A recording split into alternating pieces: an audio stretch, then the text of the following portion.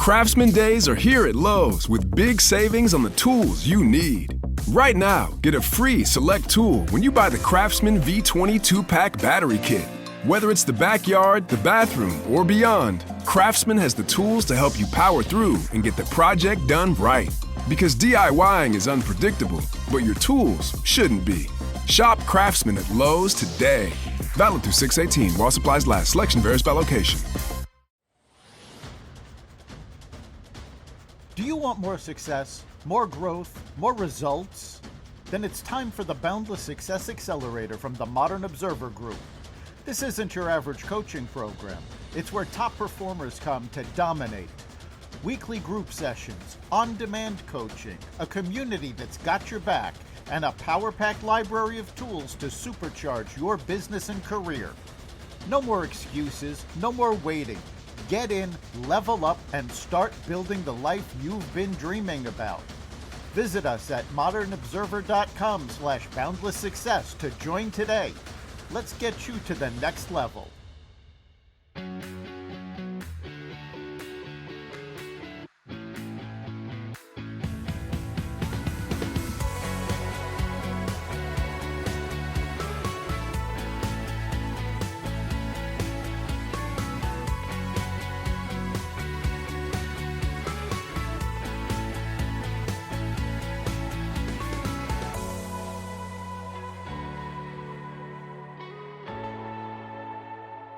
Hello, everyone, and welcome back to the Happily Never After show. I'm your host, Kate Mollison, and this week I'm here with a referral partner, a friend, a confidant, many other hats that she wears. I'd like to welcome Springli Sage with Sage Insurance to the show. Thanks, Springli, for being here.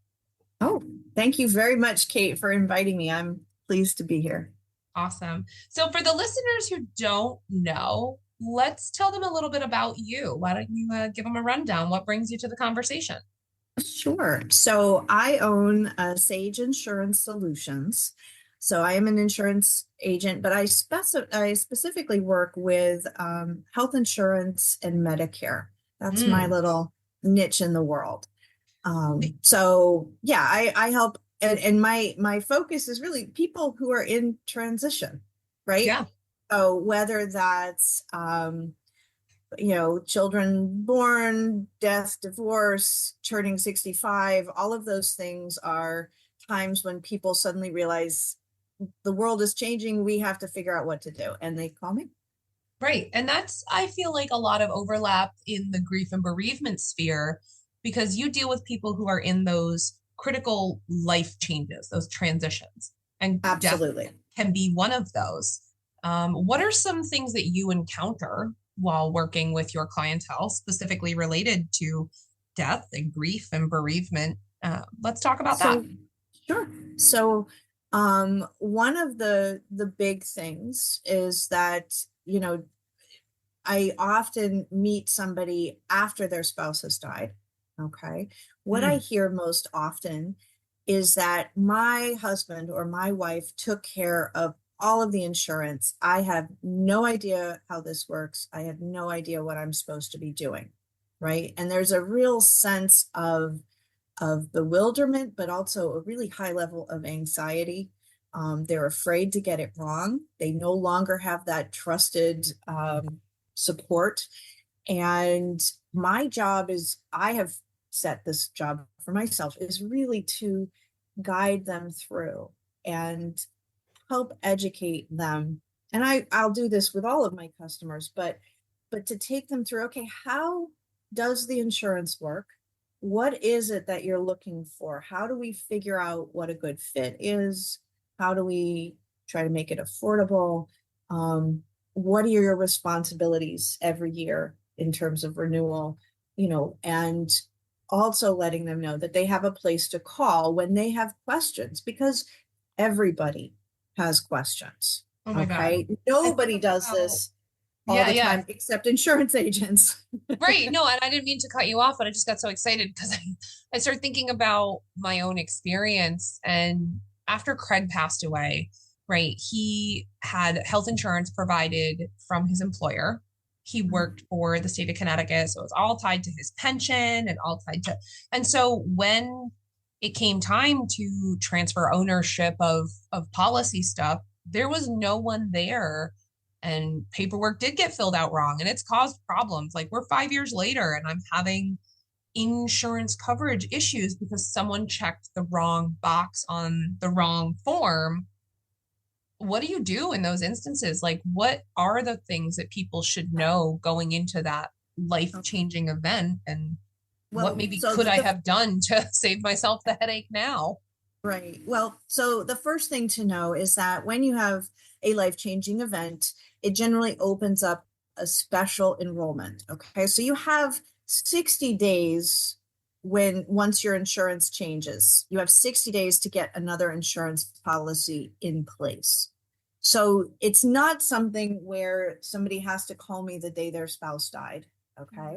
But it is something that you want to start the conversation within a week or two, because we don't want anybody to have a lapse in coverage.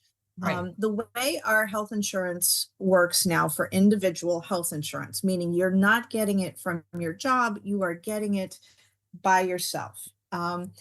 There is an annual enrollment period that runs, for this year, it's set to run from November 1st through December 15th. Everybody on individual insurance or not on insurance can pick a plan for the next year. But outside of that period, you really have to have some evidence of that special event. So while you might not need a death certificate, say in the case of being widowed, you would need some documentation from the insurance that you had that it is ending, and when is it ending, and who does it cover. So that's really important.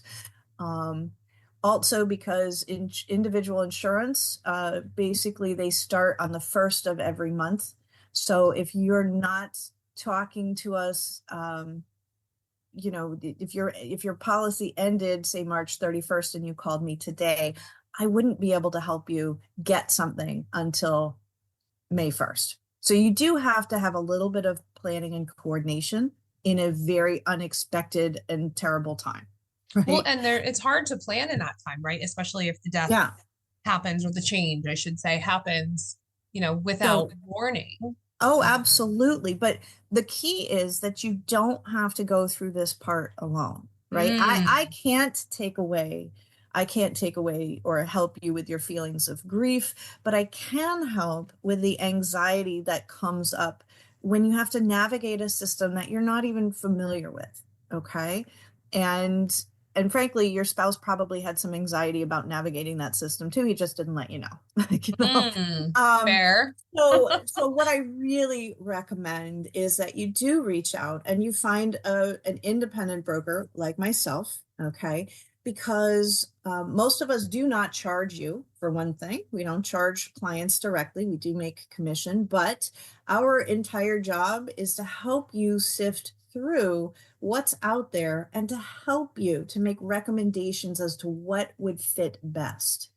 I think that's such an important point to touch on, though, because with loss, with change, with death specifically, that feeling of everything suddenly costs money or costs more, or everyone has their hand out. So just to know that there's somewhere to turn, even just to ask questions, where there's someone, whether it be you or another independent agent, for those who aren't local, but to have that no obligation, no barrier, no worry to go and be able to just say, this is my situation, help. I wish I had known that, because I felt so on an island. And as I'm trying to talk with the comptroller's office and talk with the union and the pension people and and then there's the health insurance directly. And because we use health insurance through the pension, there's a third party, like, independent piece that we have to use, like we are contractually held to use. And then that's creating a chain of communication issue. And it's so confusing. I wish I'd had someone to be able to say, what do I do? What boxes do I check? How do I provide coverage for my children?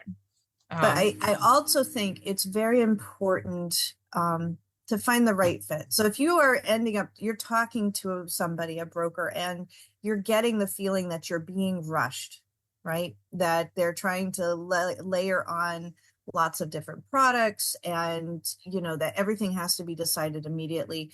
That is a time to take a deep breath and step back. Ooh, I Okay. love a red flag reveal. You are making the choice for the rest of this year, right? And so it's not the worst thing if you make a misstep, and yet there are brokers or people out there that you'll call to buy health insurance, and they will sell you one of these health share plans that's not actual insurance. And if you read it, it says this is not insurance, but it's presented to you as if it is. And you don't know until you have expenses that suddenly your doctor's like, you don't have insurance. We call this number. This isn't insurance. So just don't let yourself be pushed. Take the time to call a few different brokers. If you do put your name into a website to ask for quotes, you will get bombarded by calls from probably 20 different people all trying to sell you something. And that's the last thing we want when we're deep in grief. Let me tell you what. So reach out, if you have an auto and home insurance person, reach out to them, see if there's a professional that they recommend. All right. Because we're out there creating relationships because, I like to take care of my clients, and I want people that I respect to know that, and I want them to be able to refer, and I will take care of them. I'm not the only one who does that. Okay. We're out there. So talk to the people that you already know, and see if there's somebody that they would recommend because they did a good job. Okay. Yeah. I love that. I think that's super important. It's like, when you go to a medical procedure, sometimes you feel the need to source a second opinion, right? And it's the same with your finances, the health of your insurance, the health of your mental load. It's all of it, right? We have to kind of pump the brakes and get that second opinion. What are some more red flag words or trigger words that people should look out for as they're going through this process that maybe is an indicator that they need that second opinion? Okay. So, typically, like in one of those health share plans, so they're not allowed to use the language of insurance. So insurance has a deductible. Insurance has a copay. Insurance might have co-insurance, but when they're talking to you about this, they're talking about cost sharing, right? Are not, and they won't say deductible, right? They'll just say, hey, the amount you have to pay before, and then before your cost sharing. And the language is similar, but it's not the actual technical terms of insurance. And if it sounds too good to be true, it's too good to be true. So insurance is the only ratings on health insurance now are based on your age and where you live. All right. So the older you are, the more expensive it is. Now, you can be eligible for tax credits through your local exchange. Here in Connecticut, we use Access Health. You might have a state-specific exchange if you're in another place, or use healthcare.gov. But all of those are tied in so that you can, if you're eligible for tax credits, you can get them, and they do help you pay, and they do help you make your insurance affordable. So if somebody's just saying, oh, and you can just pay $300 a month and you're 60 years old, that's not reasonable. That is not a plan that's actually going to pay for your complicated health situations if they come up. So you also should be welcome to have somebody with you when you're talking to this agent, right? I love, hey, if there's somebody that you want to be able to talk to and make sure this sounds okay, have them on the phone with us, come to the meeting in person. Bring that support person, that second set of ears, that objective viewpoint. Exactly. Yeah, I love that advice. And if you are being pushed to just wrap everything up on the first phone call and no, I don't want to wait, blah, blah, blah, we need to get this done. You just slow down. Unless you are on the last day of your 60 days, there's no rush. right? Well, there's urgency, but not a sense of you must do this today or everything will fall apart. Right. Um, Make sure they know when your other insurance ends, they can make an educated, recommendation. But yeah, these things, and they happen to a lot of people, and they happen to very smart, put together people who generally, make great decisions. Yeah. In that Because moment when you're so anxious and you're grieving and you're overwhelmed and you just don't know what's going on, you you don't can't. make that decision. Right. Exactly. And I think that that's a testament to the overlap in the industry, right? You recognizing that grief is incredibly debilitating and it takes an average, intelligent, capable, competent adult and it reduces them down to rudimentary functioning. And so asking someone to make critical decisions about their healthcare coverage, how much they're paying, their finances is a delicate situation. And it takes someone with a lot of integrity and a lot of intuition, I'm assuming, Yeah. to navigate the nuances of the industry. So you Yeah. did mention there's that 60-day window of period, right? What Yes. happens if in that debilitating grief fog or due to paperwork or whatever, someone finds themselves post that 60 days with their pants around their ankles? How do So we course basically, correct them? okay, well, that is in the current climate for that, there isn't much you can do. Now, here in Connecticut, we don't have any short-term health insurance products. Now, short-term Mm, policies are policies designed to last a year or less. They are not subject to the same requirements as the Affordable Care Act, so they don't have to cover pre-existing conditions. mm. But when they are available, they can fill a gap. All right. So hey, if I break my ankle, I'm going to have some help. The problem is here in Connecticut, we don't have those anymore. Those have been kind of regulated out of existence here. Unfortunately, if you are past the 60-day mark when you lost your actual insurance, you have to wait until January 1st of next year For the next to open get it. enrollment. So the open enrollment begins in November. You have to pick a plan for January 1st. January 1st is the earliest. Gotcha. So there is some urgency to it. You don't want to let it go completely, but you also, the first thing you do when you can is focus on, okay, here's my insurance now that I had with my spouse or my loved one. I need to know, when is this going to end? Is it going to end? Okay. Right. Sometimes Cobra is available. Oh, If Cobra. you've missed your, I mean, it's very expensive, but if you've missed your window and you have a pre-existing condition, that you might be able to hold on to that, Yeah, and it'll Cobra's a get you great through. Yeah, Cobra's know, great for that, which I know. yeah, So through the pension program that we have, once the children turn, I think it's 26, they are eligible for Cobra because it's that pension offering, but then they honestly have to like take over the responsibility. That yeah, was probably the hardest part for me, was the transfer of responsibility. And what people don't realize is that if the policy is in your spouse's name, there's a certain amount of time that goes by, and then the policy has to change where you become the policyholder because the policyholder can't be deceased anymore, right?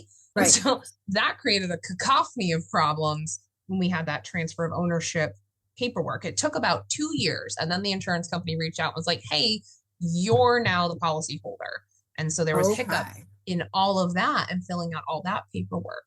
Is that Yeah. stuff that you help people navigate too? Not just that immediacy, but ongoing maintenance and care for their health insurance policies. If there is something like that going on, I certainly do help with that. I also, have cases where I've had couples and somebody dies, and what do we do? Now, generally, I would work to make that remaining spouse the primary right away as part of me just taking care of a customer, Because it makes more sense to do it now instead of do it now. re-triggered and more paperwork and all that. Would I have any insight into, say, a pension plan working? I can look at the plan. I can know what it says because I'm a licensed insurance agent, but I wouldn't necessarily have the connections to help guide somebody through that, but it's worth looking at. And you really, sometimes you need hand holding. I mean, sometimes my client it's not that somebody's died, it's should they be going into hospice? Now, I'm not a medical doctor, but I can at least let them know what the system does. Like, when you make this decision, this is how your coverage will work. Sometimes I get that call and it's my spouse just died. Who do I call to tell? Like, how do I let Medicare know? How do I let Social Security know? So those are absolutely things that I help with. Or my mom is in hospice now and I don't know what her coverage does. And how do we, what's this impact going to be? So I get those things a lot, and I help you figure out what's happening, because sometimes it's the unknown that is more stressful than if at least you have, okay, some facts, some things you can just write down and come back to later and look at them. Okay, yes, I know that there's going to be some of this, and hey, this will work this way. It doesn't, I can't, again, I'm not a grief counselor, but I am adjacent to families who go through this, and I'm there because all of us are familiar with grief. All of us are familiar with, that feeling of helplessness. So I just make that part of my job. I think that's so important because it just reminds me of the power of yet. Like, you may not have the answers for them, but it's like, I don't know that yet. Or let me find that. I don't have that information in front of me yet. And it's, I don't know who to contact yet, but having someone who at least has their feet on the ground and has a basic understanding of these systems and how they work, even if it's not your forte or your niche, you're able to use, deductive reasoning and help these people through a fog when they don't have anyone else, it feels like. So that, above anything else, is mission critical in grief support. And as a business owner, it's something that you choose to incorporate in your philosophies, in your infrastructure, right? Like, that is a choice as a solo business owner, and you're developing your brand. Why don't we talk a little bit more about that and some of the choices that you've made to help shape your business, and why you've made those choices? I'd love to learn more about you and Sage Insurance and how that connects to the greater grief message. Okay. Well, no, thank you for that. So I started Sage Insurance more as a sideline, but back in 2012, I got my license, and I really worked quite hard at it, but it had to be sidelined for a while. So in 2021, I launched again full-time. This is my only occupation. I came to my approach with insurance. I've been in the insurance overall for more than 25 years. And I've always loved that approach of kind of being your local broker. Right now, I do have licenses in other states, but my primary focus is in Connecticut, because I feel that a human connection is really important.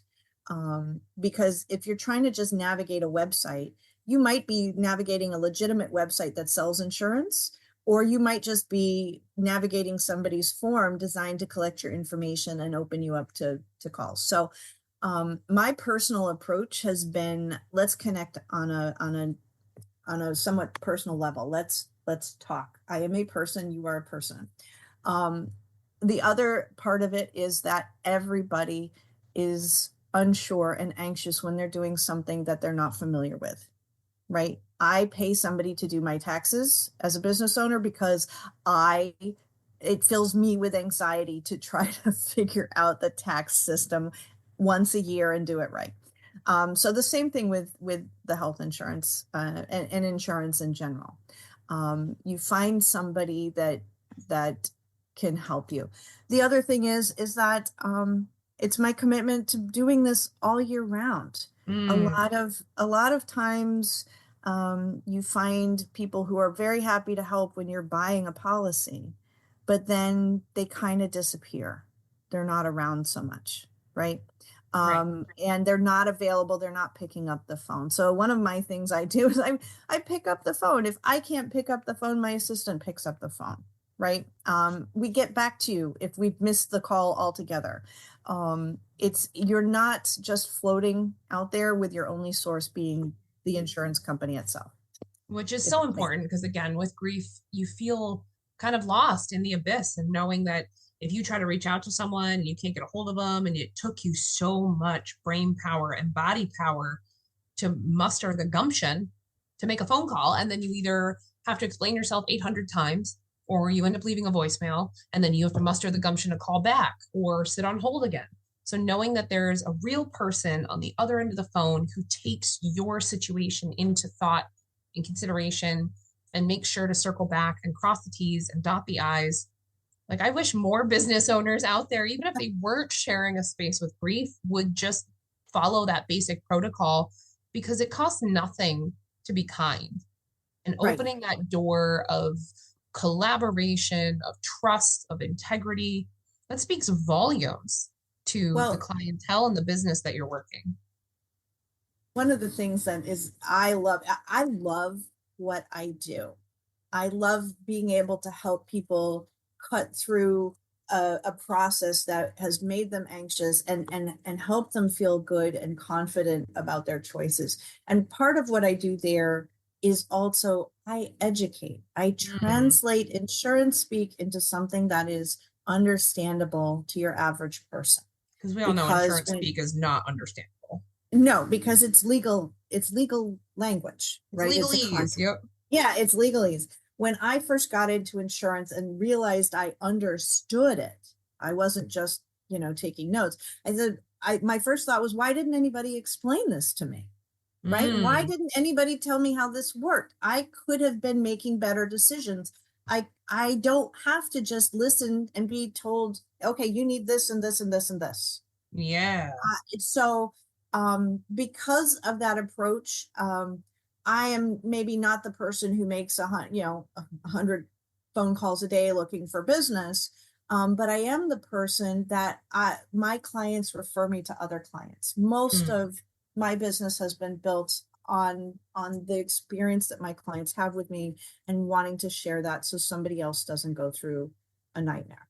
So that's a lot of what drives me in business. And it's just a commitment to stay present, focused in the moment, and not just making it about business. I love that. And I think that is such an important aspect, again, when working in an industry that is so emotionally convoluted, making the conscious choice to include that philosophy in your business practices is just something I wish more people would do. Yeah. Well, there's very little. Oh, go ahead. There's very little autonomy in insurance, right? The way our system works, there are doctors and they're making recommendations, but then you have insurance companies looking over their shoulders. Do you need this? Do you not need this? I can't fix all of those issues, but I can give them some sense of agency when they're making choices. Hey, this is a downside to this. At least I know. Right. This is something that, maybe I have to deal with. So go and you're so good. I love it. So I want to pivot just slightly as I'm listening to you talk, and I'm thinking one of the other situations I run into fairly common as I'm talking with people is the difference in restrictions from state to state, right? Like, I know you mentioned that you're covering, you can do coverage in a bunch of different states, but your primary focus is Connecticut. I think about even being close to home, and I'm originally from Massachusetts. And I remember when I was in college, I was filing my taxes one year and they made me check a box because I didn't have health insurance. And then I got hit where they had to take money out of my tax returns because I didn't have health insurance. Yeah. And I was thinking about that recently, and I'm wondering, what are some local differences, maybe state to state, in our local community or national average compared to what we are? Does Connecticut kind of fall in line with the general, or are there some state-specific things to know about? Well, the Affordable Care Act, which was passed in 2010 and came into full effect by 2018, that is what made it mandatory to have health insurance. And that you must have had that experience prior to 2019, because in 2019, they eliminated, I think by executive order at that point, eliminated the penalty for not having the insurance. They kind of took the teeth out of it. So nationwide, you are absolutely supposed to have health insurance. That was the whole reason that the insurance companies came on board and said, all right, we'll cover your pre-existing conditions. So the important thing is when you're looking at real insurance that's based on the Affordable Care Act, they're going to cover your pre-existing conditions.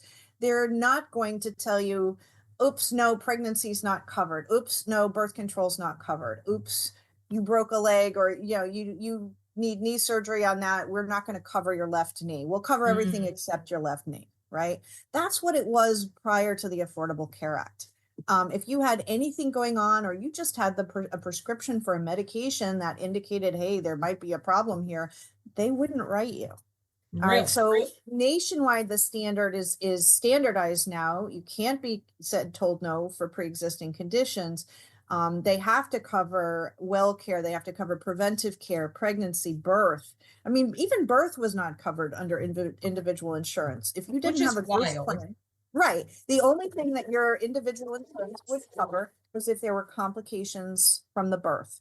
They would cover that. No prenatal, no nothing. So nationwide, there's a good standard of care. Now, your access to insurance when you are under the poverty line or a little bit above, that one can vary state to state. Some states opted in.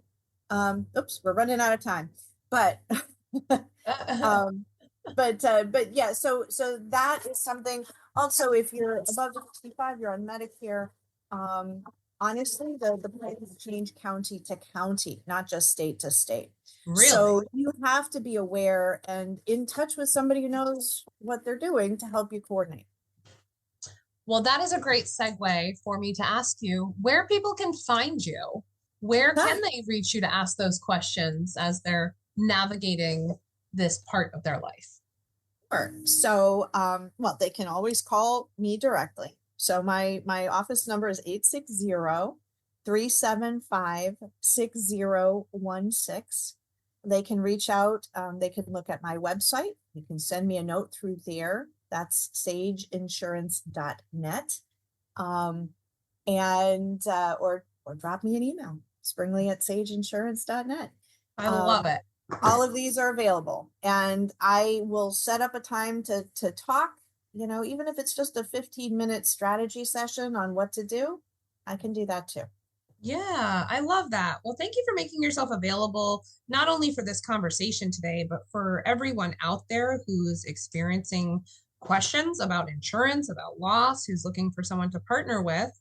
I also want to take this moment and thank you personally and announce to the listeners that you have become a sponsor for the upcoming Grief Awareness and Education Conference on September 20th. So I just wanted to share that with everyone. Absolutely. How very excited we are to have your support. Tell us and the listeners about why you decided to support the event. Well, to be honest, I met you, Kate, I think about a year ago. And you stood up in an event that I was at, and first of all, you were so compelling with your message. You had this energy about you, and I just perked up. I'm like, wow, that woman knows what she wants to do, and what a mission, right? What a mission. And I, watched you as you were putting together the first conference that was last year. I felt compelled to reach out and help you achieve your goals, because what you offer is so important. It is so lacking in our current culture, because our families are spread everywhere. Most of us do not have a pod of people that we can rely on for support. And we don't get support from the businesses that employ us, right? It's just not even understood as a need. So that is why I helped last year. That's why I committed to a silver sponsorship this year, is that I feel this is incredibly important and more people have to see it. It has to be more visible. Mm. So I'm just happy to participate and be one of your big supporters. Yeah, take that to the bank. Signed, sealed, delivered. I love that testimonial right there. I'm so grateful for you, your friendship, your professional relationship, and for your continued support and sponsorship, Springli. Thank you so much for being a part of the conversation today. Are very welcome. Thanks. On that note, we are out of time. I want to remind all of the listeners to head back to season 1 and check out previous episodes there, as well as listen to all the previous episodes here from season 2. For this week's episode of the Happily Never After Show, I'm your host, Kate Mollison, with grief and gratitude. Until next time. You've been listening to Happily Never After, part of the Xvadio Podcast Network. You can catch every episode of Happily Never After, as well as the rest of the network at xvadio.com, the Apple Podcasts app, YouTube, Rumble, Spotify, iHeartRadio, Audible, Amazon Music, and wherever you find podcasts.